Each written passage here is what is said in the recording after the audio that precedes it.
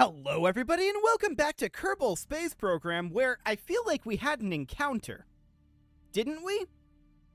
I'm like 99% sure we had an encounter. Actually, no. This is the correct position, isn't it? Because we ran into the issue where it wasn't respecting our thrust limiting. That's right. That's what it was. And we were working on bringing this back. Right. Okay. I had a quick forgetfulness moment there where I forgot what happened at the very end of last episode, but it's okay. We're bringing this back. We are currently burning prograde in order to bring these closer together, and we cannot warp while burning prograde, which probably means that we want to raise the thrust limit of this engine, from 5%. I'm going to double it to 10%. Okay. Because it's definitely a little slower than we would like it to be. So let's just bring these together until we see an encounter. We know for a fact there should be an encounter here.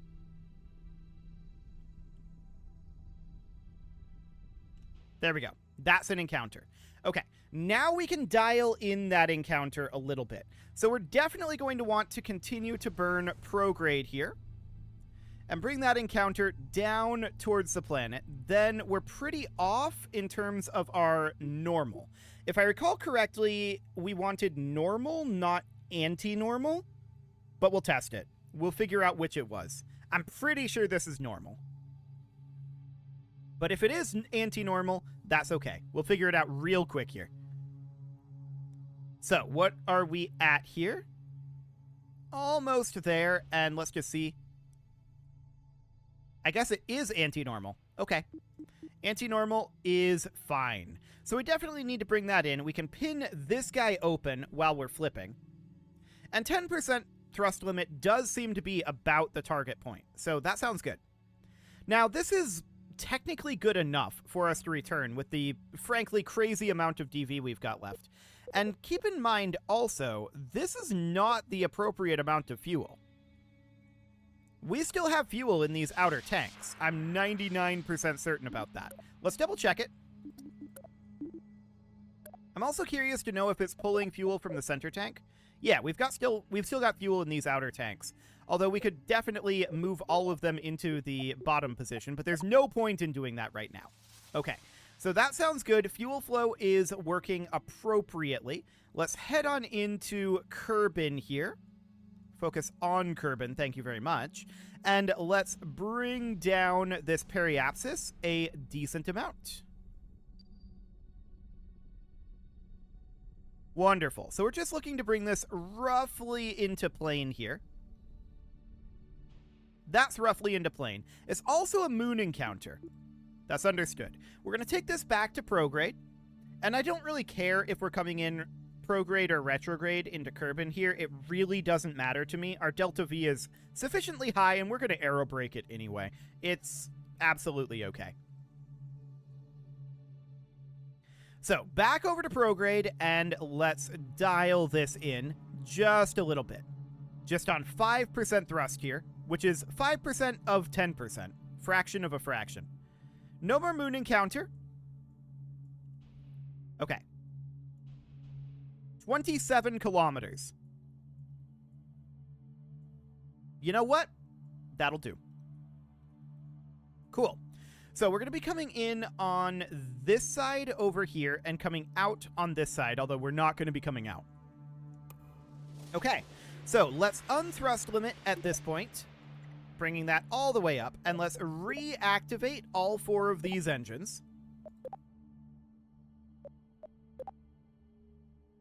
Game still thinks we're on 5,841 meters per second.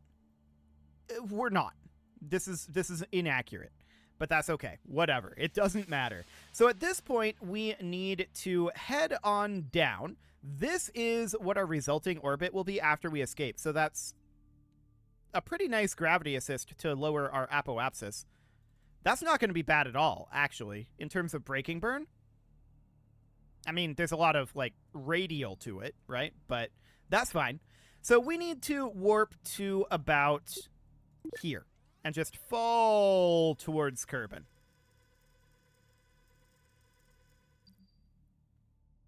Excellent. Downward we come here.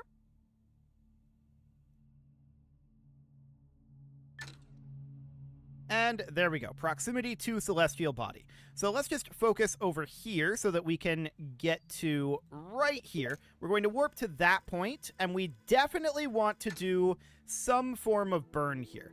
Experiment interrupted, not enough resources. You can stop that. Thank you. So we're going to head over to focus the camera on Kerbin. There we go. And at this point, we could like naively just try to do a burn here, and that would be a theoretically possible thing to do. But we have a fair amount of orbital velocity right now, and that's going to build up. So sometime around here, we're going to do a radial retrograde burn, and we're just going to raise up this periapsis a fair amount. So what is the current periapsis going to be? That is not the periapsis I'm looking to have locked open. Okay, let's bring this guy out a bit.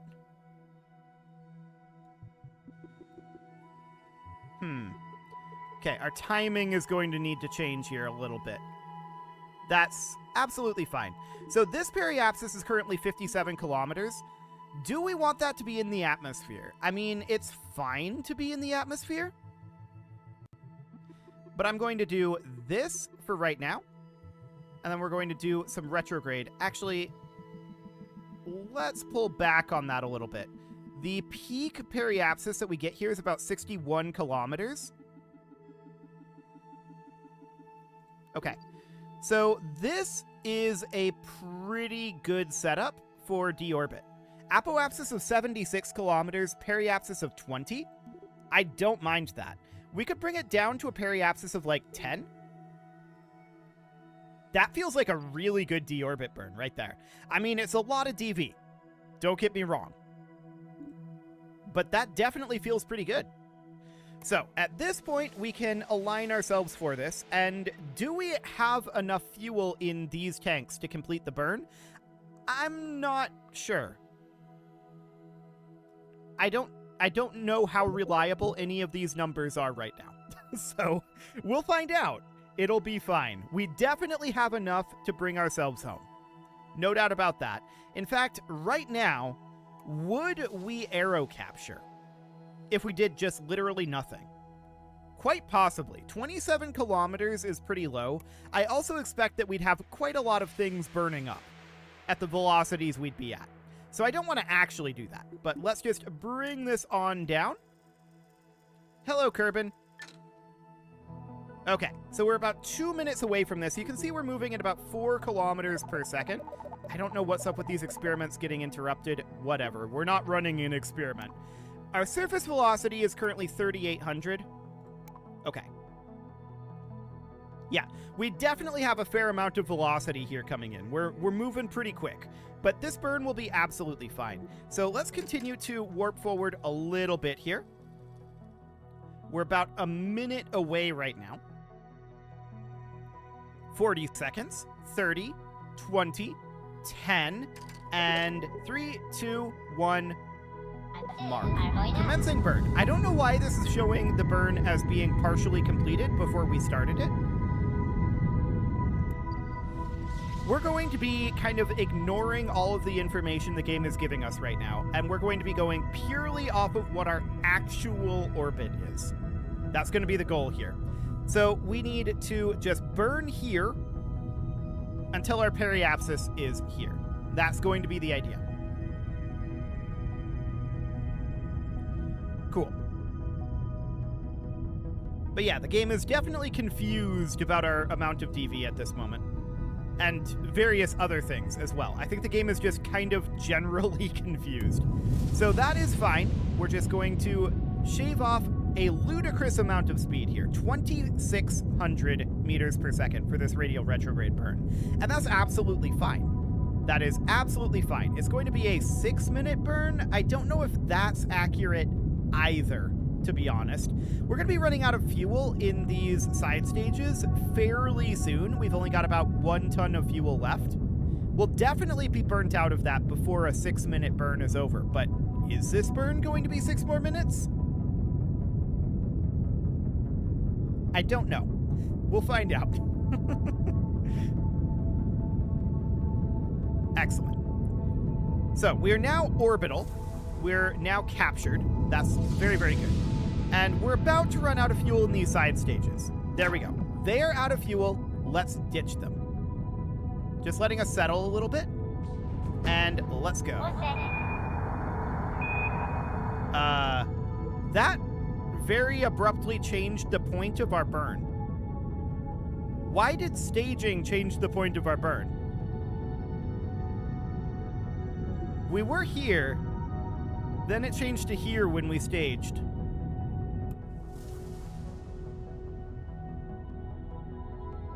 That's very strange. I have no explanation for that. Our periapsis is currently about going where we want it to, in theory, but we may need to raise it up a little bit more. I think... yeah, we're going to need to raise it up a bit more. I'm deviating from this maneuver node at this point. And we're just going to radial out here.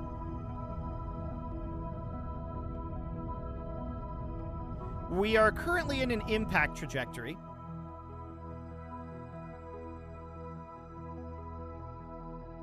And we're tumbling. I have no idea what's happening right now. Why are we tumbling?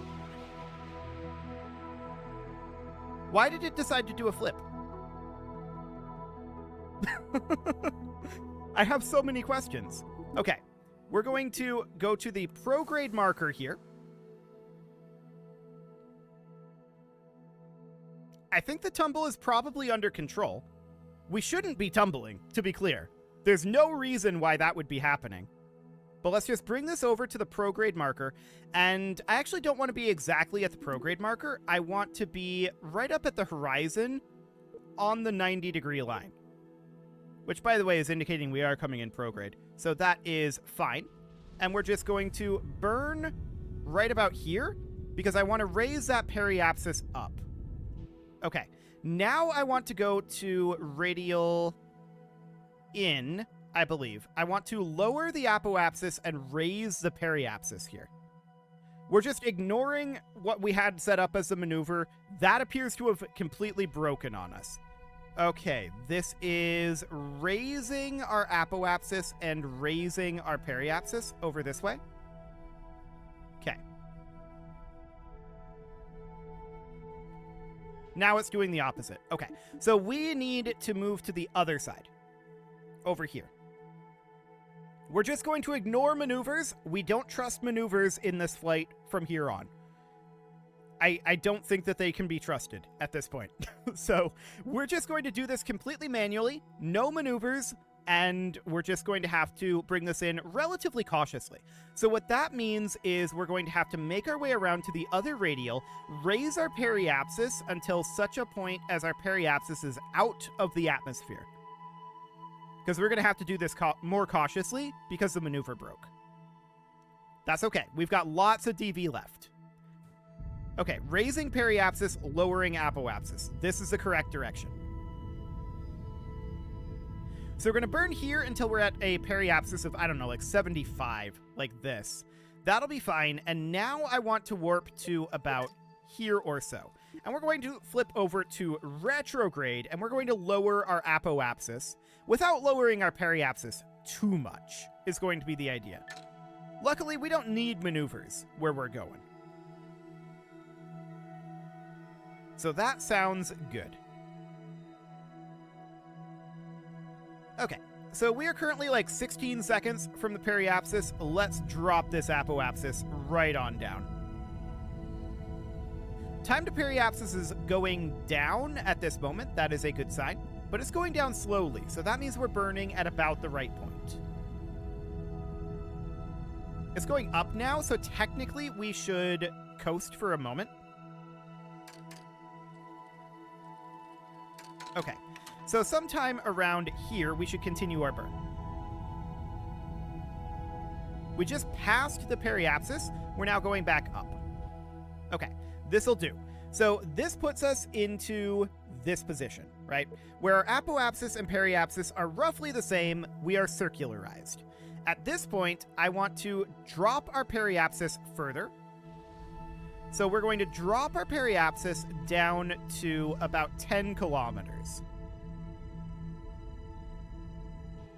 Like that.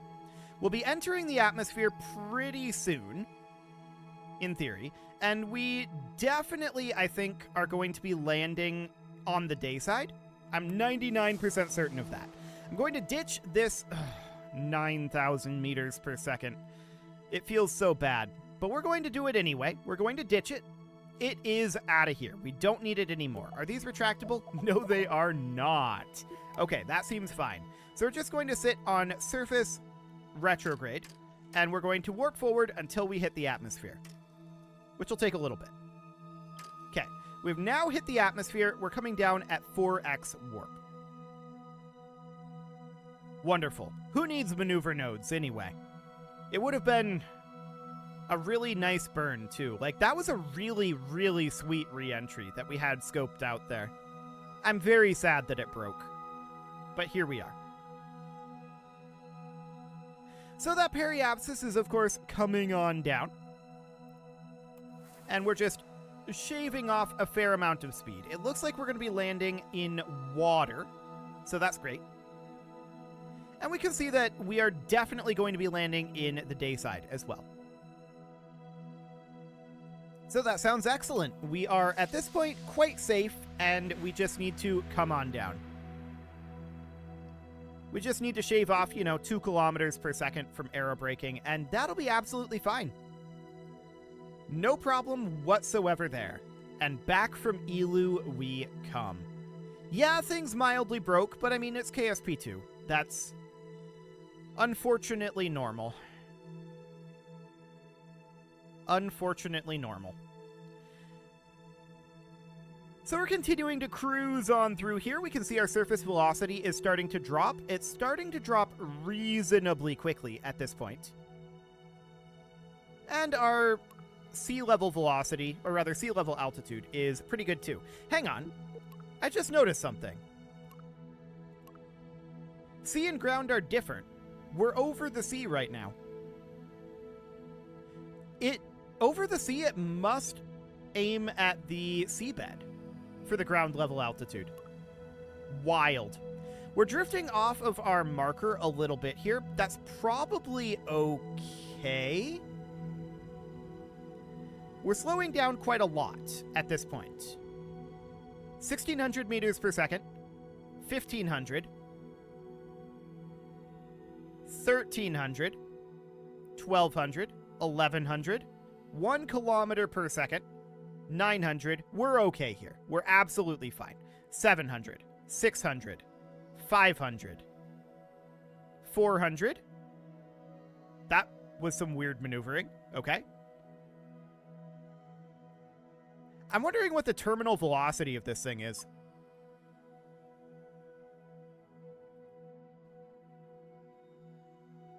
Interesting. We're going to take this down to 1x for the moment. I'm not going to deploy these chutes for a while because we know that the chutes are overkill. Well, I'm going to deploy the drogues. I'm not going to deploy the mains just yet. We know that it's massive overkill, and we don't want them to deploy until, later. So I'm going to deploy the mains at somewhere like 500 meters, I think. The drogues alone will be enough to slow us down to a reasonable speed, so this seems absolutely okay. It's theoretically possible that we might survive splashdown with just the drogues. I don't know what the braking velocities are in KSP2 for splashdowns, but maybe. We're not going to do that, to be clear. We're going to get the mains out right about now. Mains are deploying, and it's going to take us a little bit to waft gently down to the surface. About 100 seconds, in theory. Oh, really? SAS off, please. We're absolutely fine to just be pulled around by the chutes. It's okay. So that is fine. It'll take about 2 minutes in total to drift down after the chutes opened. But of course, we have 4x time warp, so that will be much, much better. And here we come, back from Elu.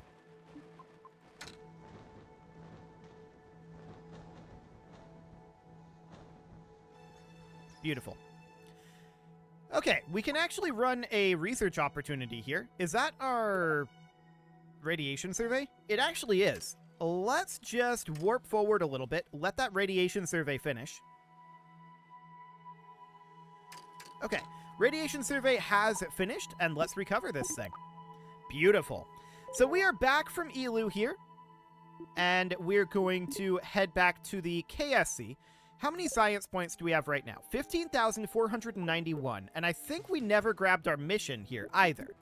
Correct. So we can submit that, and that gets us... Yes, we visited the most remote planet. That is absolutely true.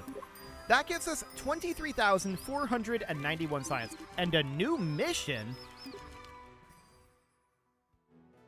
Drive a rover onto the frozen tsunami on Elu. Interesting.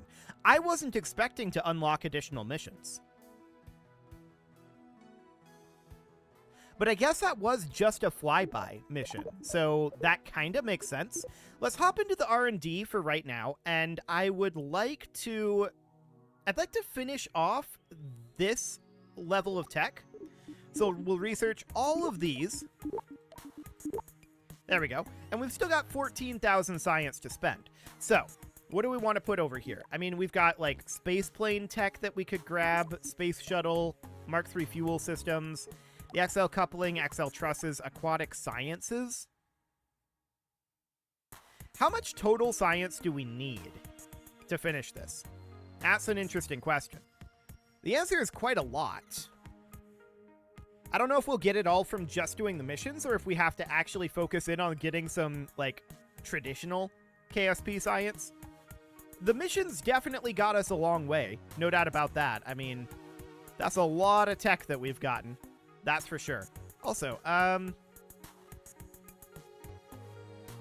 okay. I was just noticing the parallax between the background and the buttons here, and I was wondering if the planets in the background also had parallax. Unfortunately, they don't. That would be cool if they did, but nope. Okay. So what do we want to grab here? Well, orbital report is probably something that would be good to grab. We can get both of these. So let's grab aquatic sciences into orbital report. There we go. So that'll be fine. That gives us access to getting more science. And then we're going to have to figure out what mission we want to do next. I'm probably not going to go directly back to Elu. I don't think that's a good idea. We might clean up this. It's barely worth anything, but it would definitely be interesting to do. And the sample report of the strange creature on Lathe. That is also something that we could consider doing. But I think we'll get this cleaned up, probably. But that's a decision I'm going to leave for next episode. I'm going to go ahead and put a cut in here, and next episode, we'll probably do this mission. It should get done pretty quickly. We don't have a lot of travel time or anything, so in theory, pretty quick on that. You can leave your offerings to the engagement gods in the form of likes, comments, subscribes, and bell ringings, and a very special thank you to all of the channel members for making this video possible, including ALS Gamer, Atala, Andy McGar, Ali Lee, Dark Horse, Upper Cumberland Gamers, Nick Smarty, Dimitri H, Punching the Microphone, Tommy Kentogan, and all the rest. And of course, you. Thank you for watching. If you'd like to support the channel, you can click the join button down below the video, and as always, I will see you all next time.